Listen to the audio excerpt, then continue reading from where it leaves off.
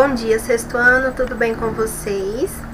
Nessa videoaula, nós vamos fazer a leitura da fábula A Gralha Vaidosa, de Esopo. Vamos fazer a correção das nossas atividades sobre esta fábula e depois vamos começar aí o nosso conteúdo teórico do livro de língua portuguesa. Vamos falar aí de linguagem, tá bom? Então, não deixem de assistir essa aula, assistam até o final, anotem as partes importantes, acompanhem no livro de vocês a teoria, tá bom? Lá no livro, sublinhem também as partes que vocês acharem mais importante, as partes que eu der mais ênfase aqui nessa aula, porque é necessário e importante para você, para o seu entendimento, para a sua formação, tá bom? Vamos lá? A Gralha Vaidosa, de Esopo. Antes de começarmos no texto, a primeira página do livro traz para nós uma explicação sobre fábula, né? Da moral à argumentação. Vamos lá? O gênero textual fábula, como recurso de incentivo à criatividade, à emoção e à imaginação, possibilita o conhecimento de valores, virtudes, atitudes e saberes humanos, em determinados contextos sociais, históricos e culturais.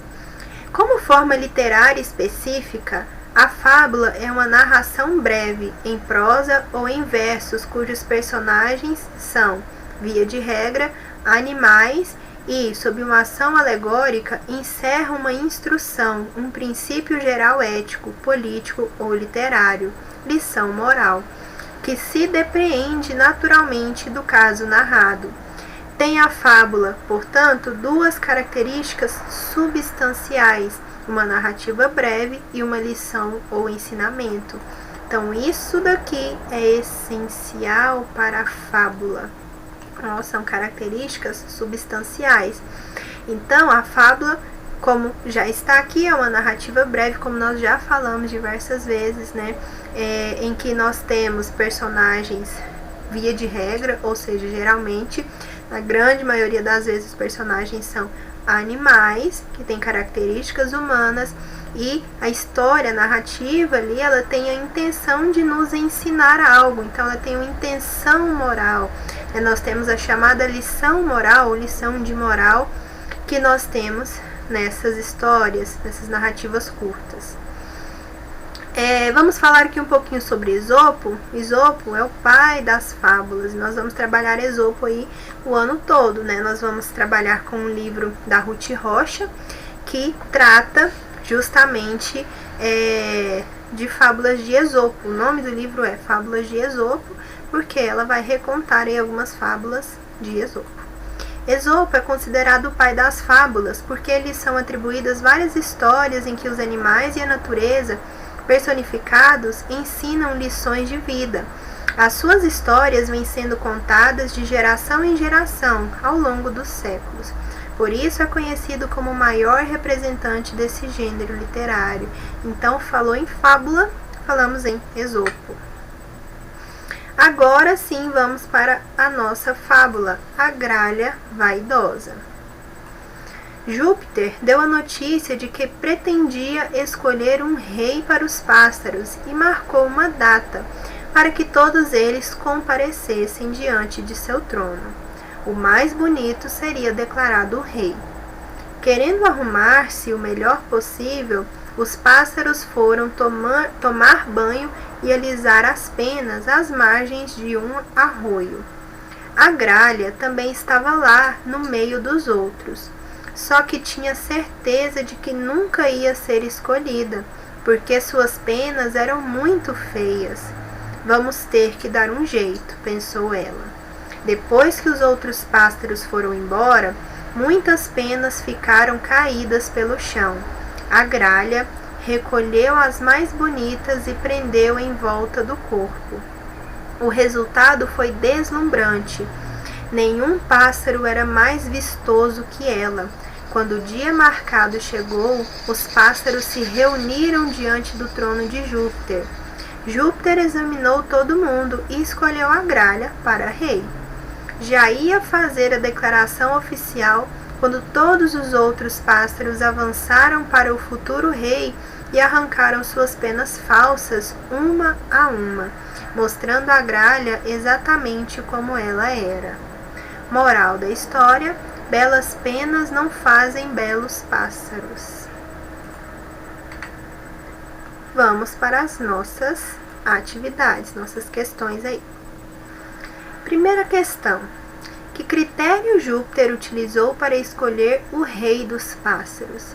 Ele escolheu o critério da beleza, né? Ele queria o mais belo de todos para ser o rei dos pássaros.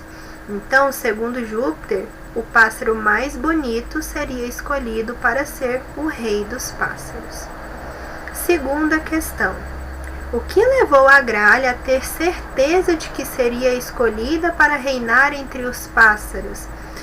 A gralha, ela pensou que se ela apenas se fantasiasse ali, né, colocasse as penas dos outros pássaros, ela seria escolhida, né, porque ela ficou muito bonita. A gralha imaginava que recolhendo as penas mais bonitas deixadas pelos pássaros no momento em que se banhavam, nenhum pássaro seria mais vistoso do que ela, o que levaria Júpiter a escolhê-la. Terceira questão: retire do texto a frase que representa o momento em que a gralha inicia seu plano para vencer a competição.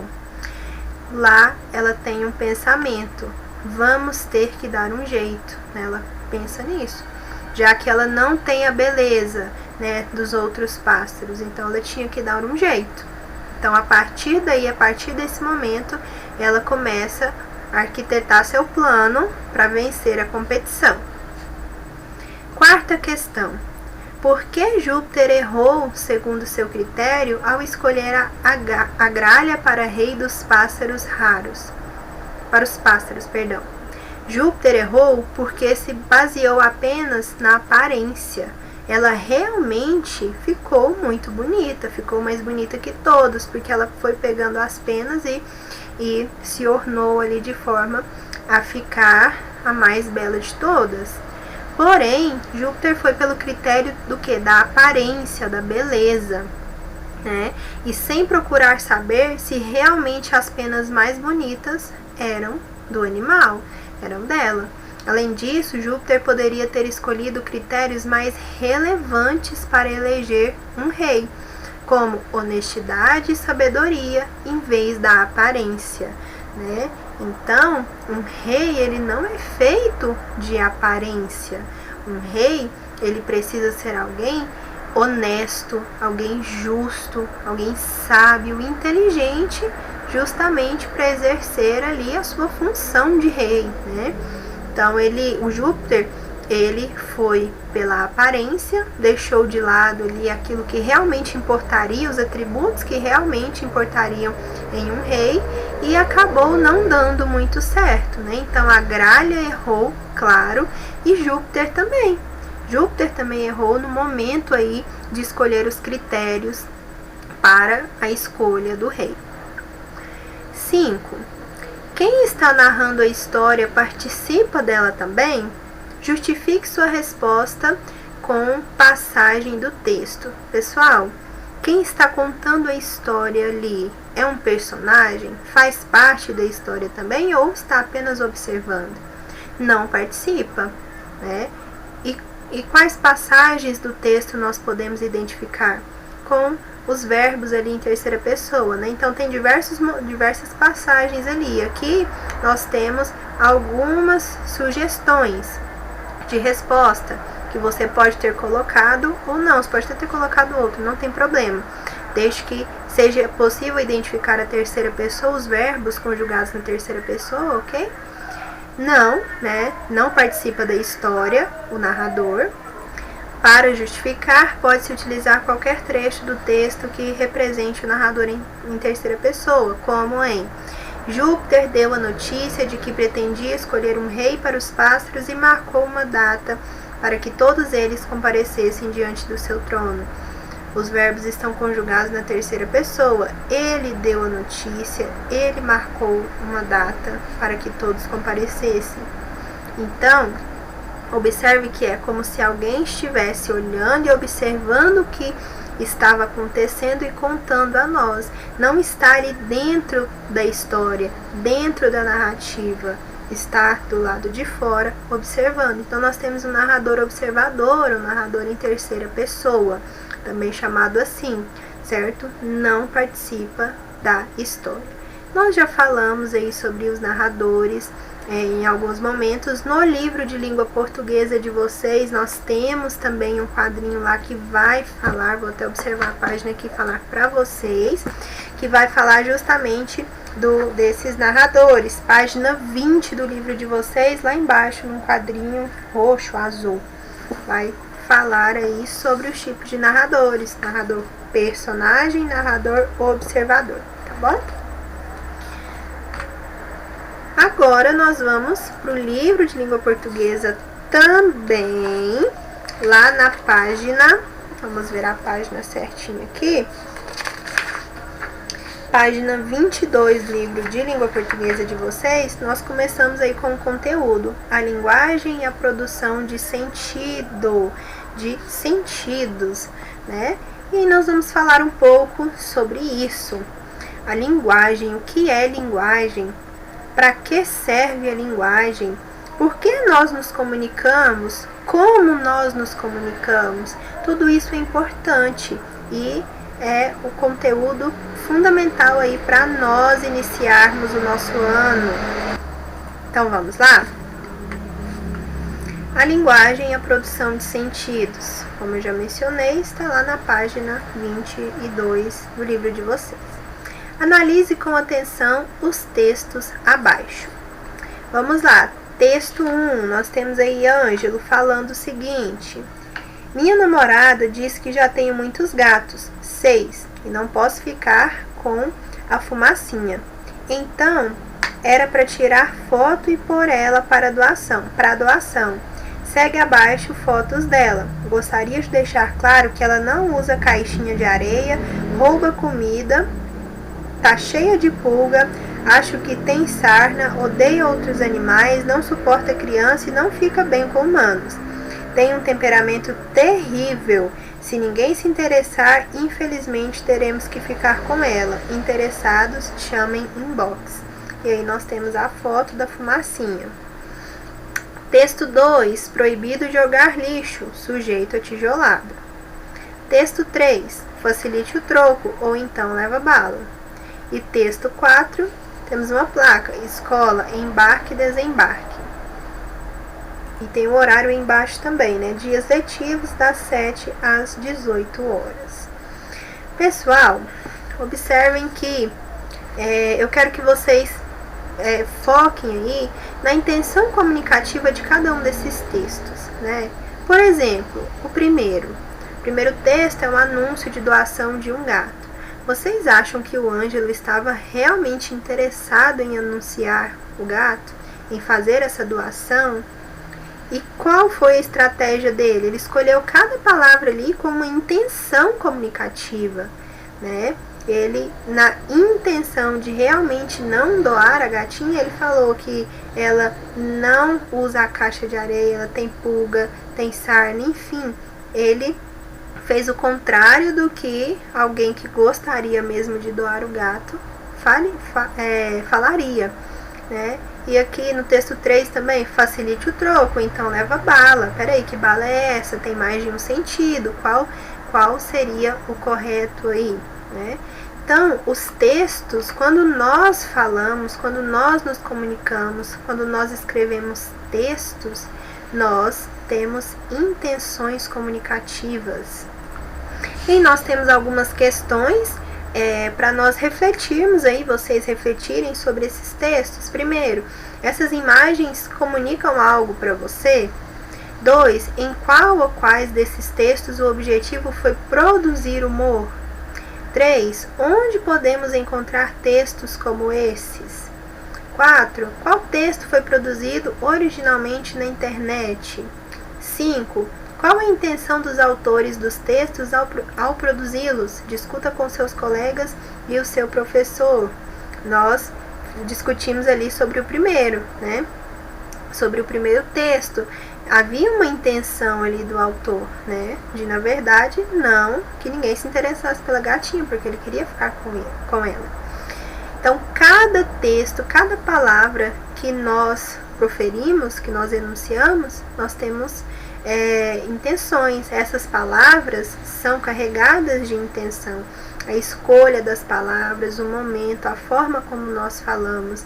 Então, a comunicação, ela vai além da palavra, porque tem a intenção, o modo, a forma, o momento de ser utilizado.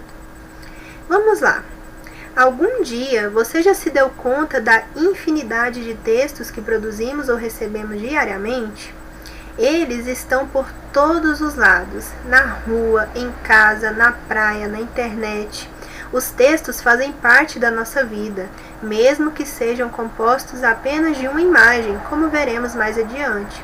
Por meio deles, podemos transmitir e receber ideias, representar e entender o mundo, construir opiniões, etc. Tudo isso só é possível graças à linguagem. Desde a antiguidade, muitos estudiosos procuram encontrar uma definição precisa para o que a linguagem é de fato. Até poucos anos, o mais comum era entendê-la como uma invenção dos seres humanos, que vivem em sociedade, ou seja, ela nada mais era que uma invenção cultural, como o frevo, o samba, a tapioca, a chula, o futebol, a feijoada. Por essa perspectiva, a linguagem seria um diferencial entre os seres humanos e os animais ditos irracionais. Então, entendendo aqui, a linguagem, ela era vista como algo do ser humano, apenas do ser humano. Só o homem era capaz de produzir linguagem, né?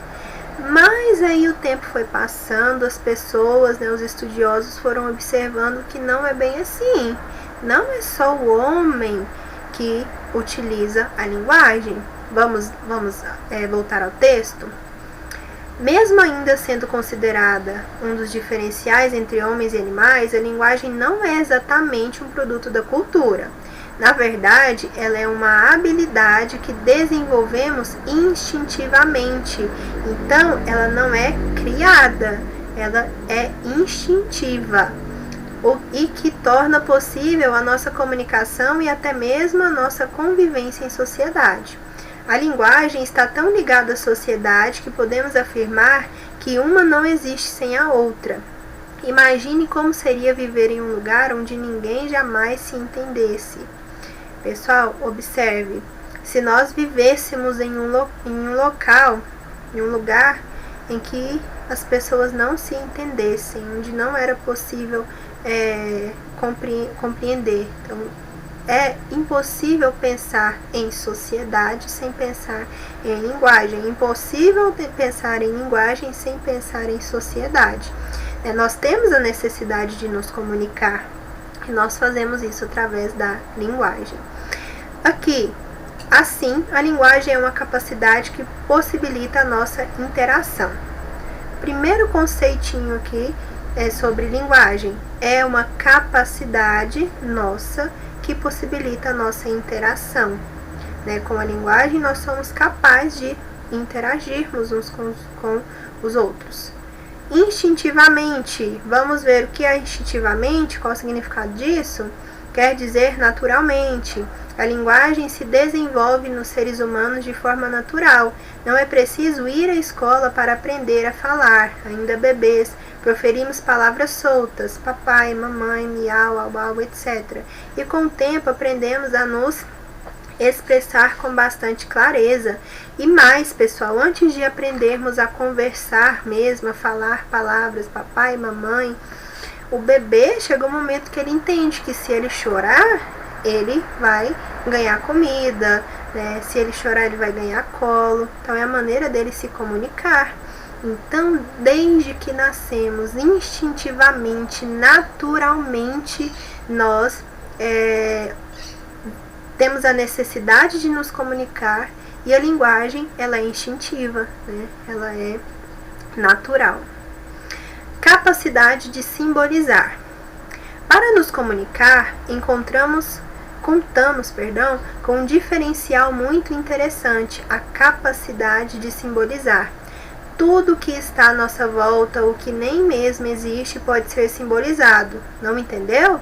Isso é meio confuso mesmo, mas vamos tornar as coisas mais fáceis.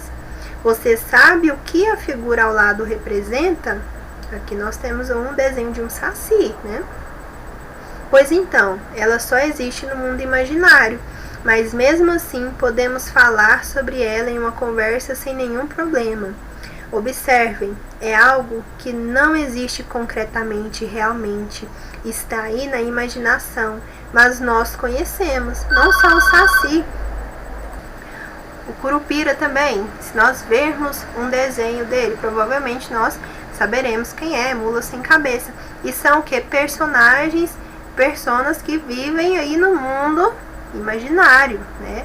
Nós conhecemos a partir de lendas, de narrativas aí, a partir de desenhos, imagens, mas tudo isso é criado, é imaginado, certo?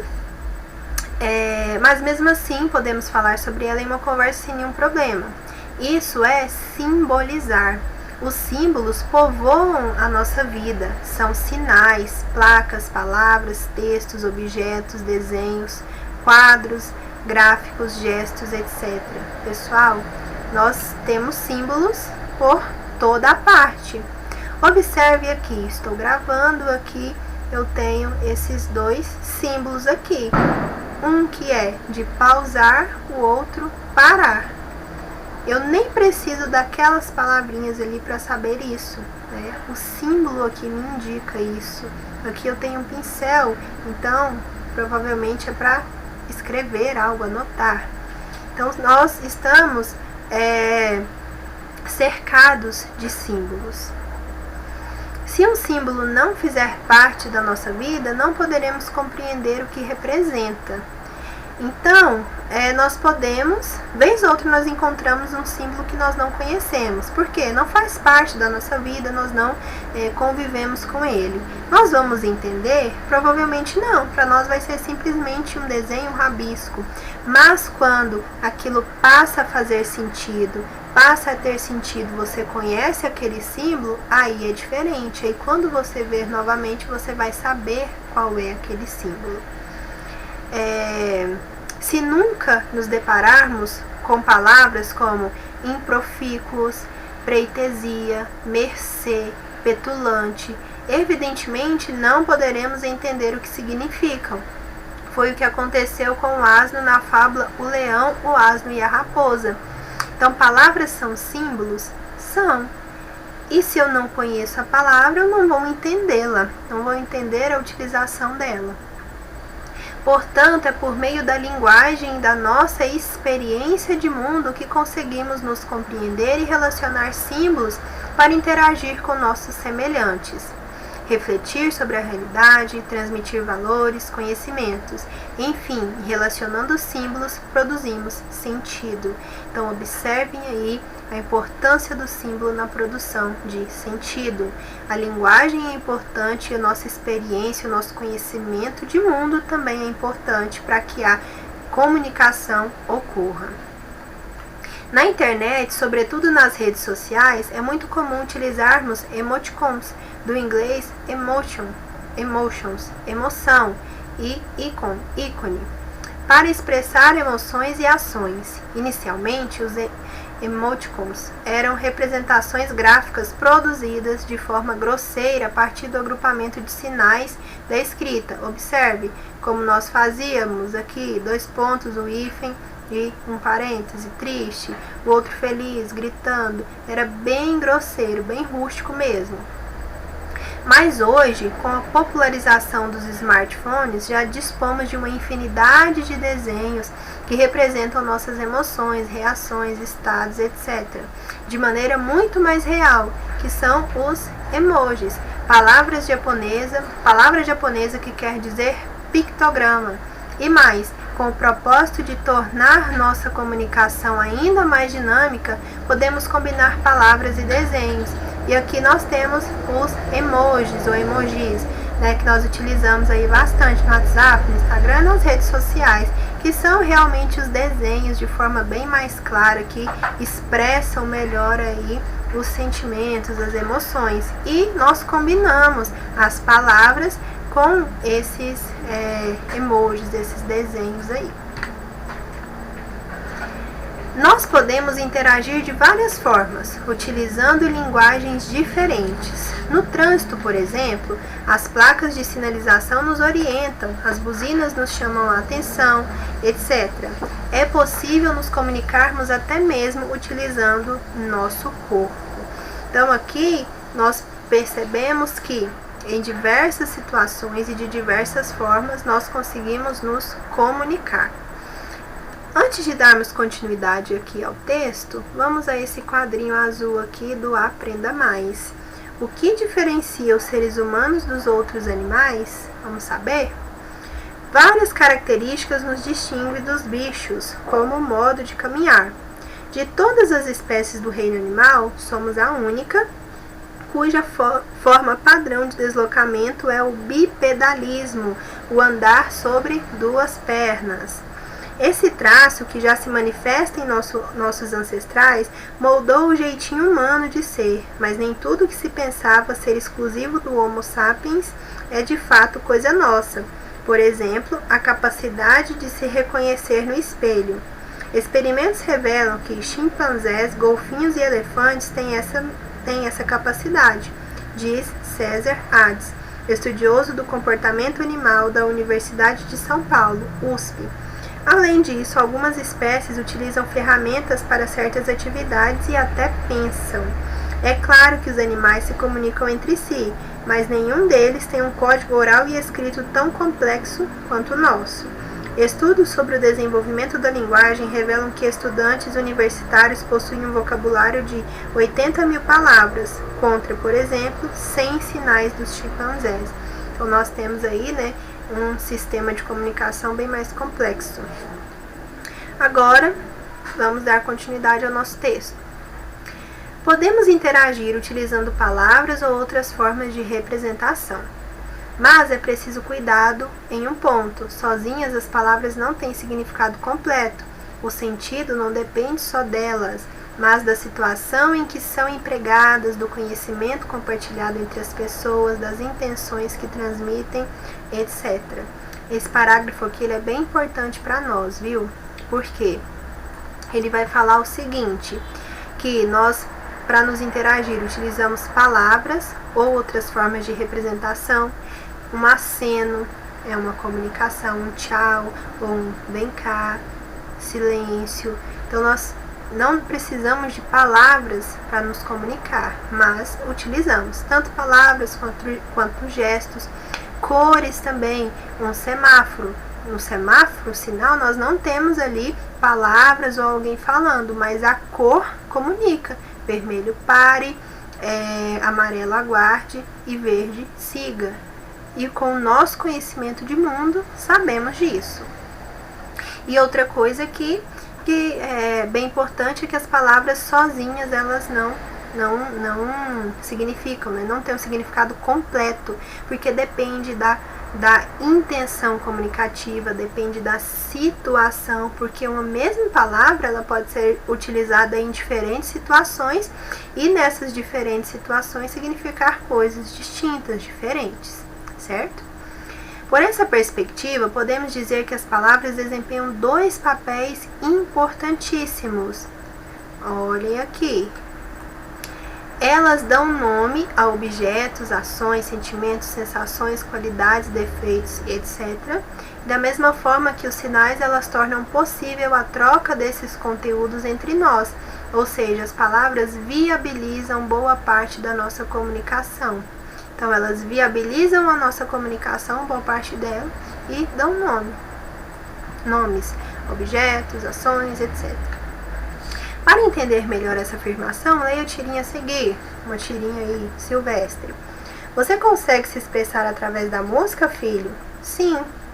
E que tipo de música você ouve? Rock, rap, samba, pagode, MPB, forró, blues, jazz, sertanejo, gospel, hip hop, pai.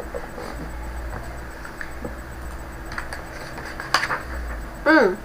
No primeiro quadrinho, o pai pergunta a Silvestre se ele consegue se expressar através da música. E ele responde que sim. Você concorda? Vamos lá.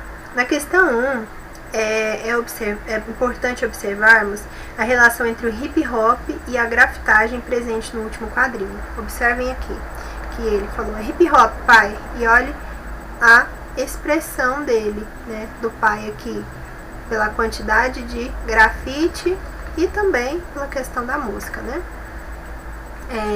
Grosso modo, podemos dizer que a grafitagem é a manifestação visual do hip hop, ou seja, Silvestre consegue sim se expressar através da música. Agora, você acha que a música pode ser usada para transmitir ideias? É uma resposta pessoal, mas a música, ela consegue sim transmitir ideias, né?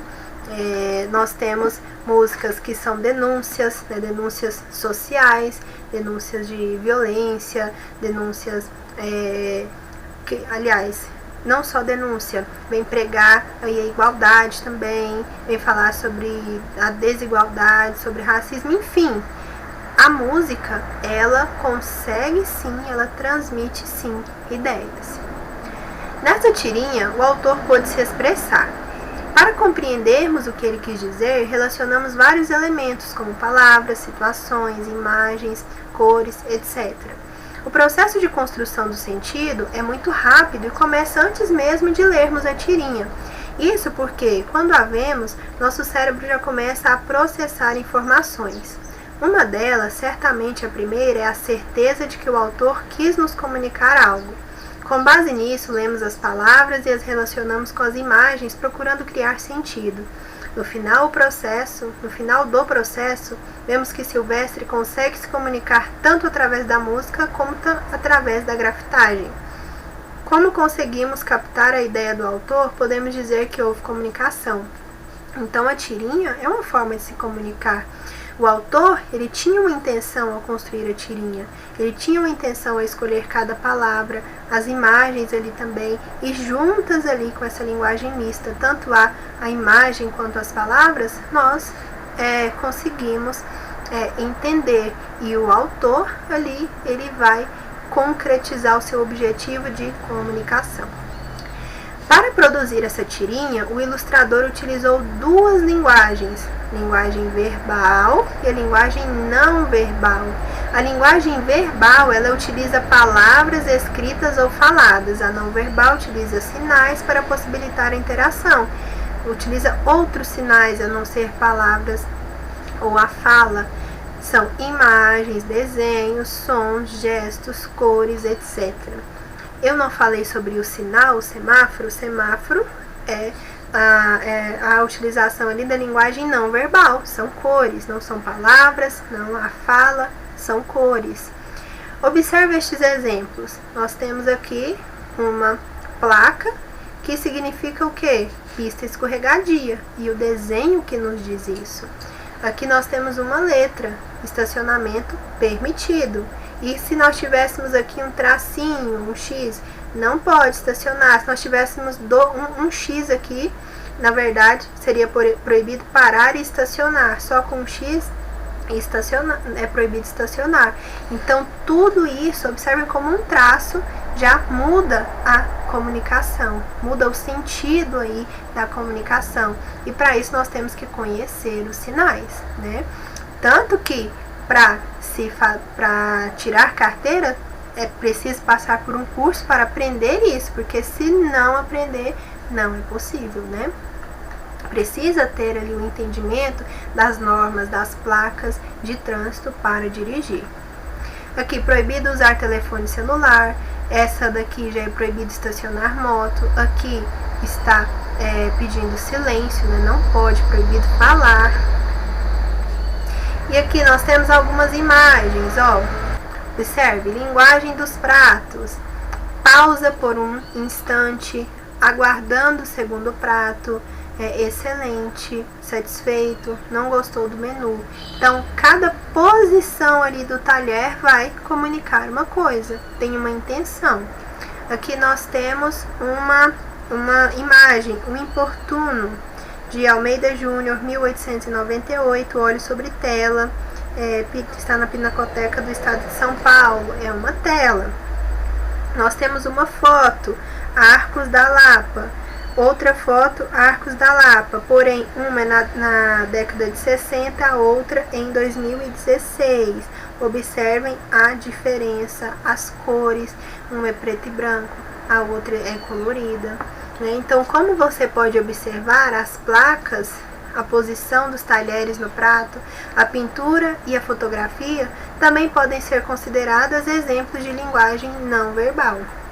Diversos símbolos utilizados nesse tipo de linguagem podem ter diferentes sentidos, como o símbolo da caveira, que dependendo da situação pode significar, por exemplo, veneno, perigo, pirataria e heavy metal.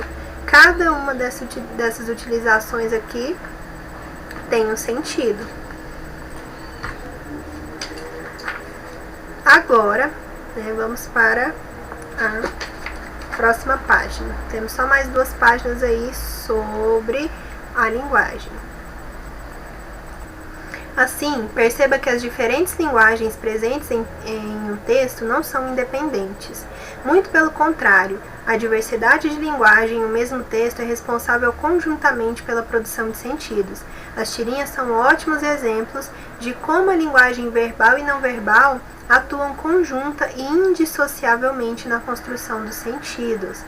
Os memes, que são memes, um termo criado em 1976 por Richard Dawkins para denominar a unidade mínima da memória humana. Os usuários da internet tomaram emprestado o termo para criar um personagem de traços toscos a partir de editores de imagens simples para a elaboração de uma charge, tirinhas, entre outros gêneros sobre acontecimentos e reflexões do cotidiano. Então o meme acabou virando também um gênero aí de comunicação, né?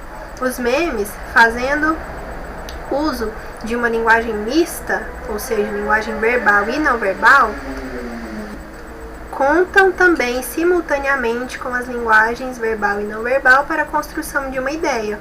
Assim, nos exemplos a seguir, perceber o semblante dos personagens é fundamental para se entender o texto escrito e vice-versa. Então, aqui é necessário atenção tanto para a imagem quanto para a escrita, porque juntas é que vão construir aí o sentido do texto. Observem, quando a menina que eu gosto diz que me ama como amigo. Observem o desespero, e isso é importante para entendermos aqui o meme. Outro meme aqui, e aí, como tá o namoro? Ela terminou comigo, disse que eu era muito infantil. Vixe, mas eu já me vinguei, apertei a campainha dela e saí correndo. Mas como a internet é muito dinâmica, os memes rapidamente se transformaram. Hoje os criadores utilizam editores de imagem que dispõem de mais recursos e combinam simultaneamente textos verbais e fotografias. Um dos memes mais famosos atualmente é o Bode Gaiato, personagem criado no Facebook e que representa de maneira caricata o imaginário nordestino. Então tem palavras ali bem nordestinas, tipicamente nordestinas, está no Facebook, está no Instagram, e são bem famosos pelos memes. Aí nós temos Chapolin Sincero, nós temos diversas páginas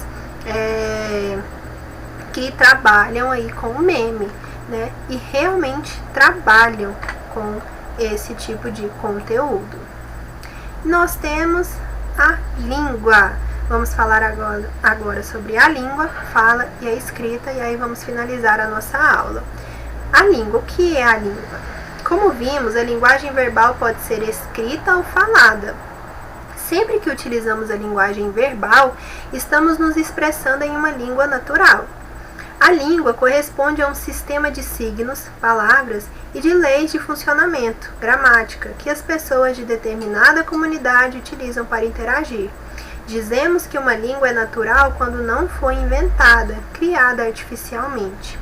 Quando nos comunicamos, podemos utilizar apenas uma palavra, como um oi, ou agrupar uma porção delas em enunciados muito complexos. Mas não basta apenas conhecer o conjunto de palavras para falar uma língua. É preciso conhecer suas leis de funcionamento, isto é, sua gramática. Observe. E aí, como está o namoro? E aí, como o namoro está?